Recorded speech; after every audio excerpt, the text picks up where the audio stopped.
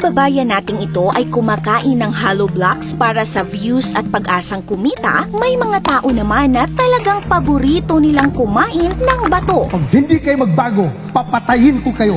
Ha!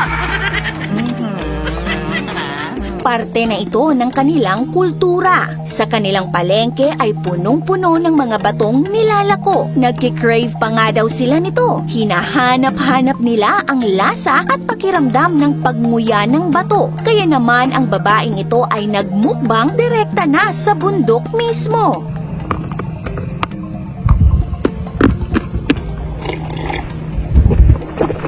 Welcome to Kyrgyzstan, isang bansa sa gitnang Asya kung saan ang mga bato ay kinakain nila na parang snacks lamang. Well, technically, hindi naman ito bato. Ito ay clay. Ngunit may mga tao na tinatawag itong rock at minsan naman ay chalk. Gulputa kung ito'y tawagin ng mga Kyrgyz at para sa kanila, ito ay pagkain. Hindi lang din naman sa Kyrgyzstan, pati na rin sa kapitbahay nitong bansa na Kazakhstan at Uzbekistan ay karaniwan na din ang pagkain ng clay. Ano kaya ang dahilan bakit kumakain sila ng bato?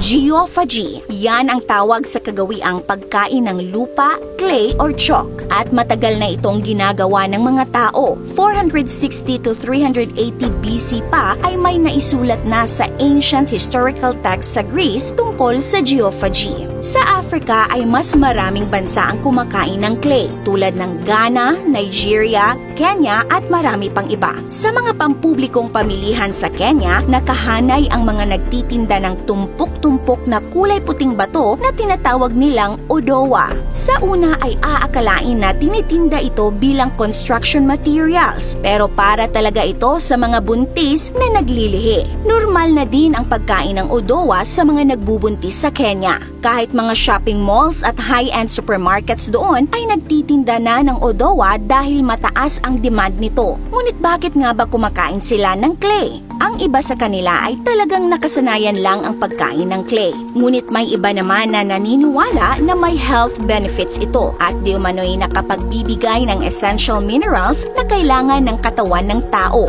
Halimbawa na lang nito ay iron na kailangan ng mga may anemia. Para naman sa mga nagbubuntis, maraming minerals tulad ng calcium ang nawawala sa katawan. Kaya ang pagkain ng bato ay maaaring instinctive attempt daw para mapunan ang mineral deficiency.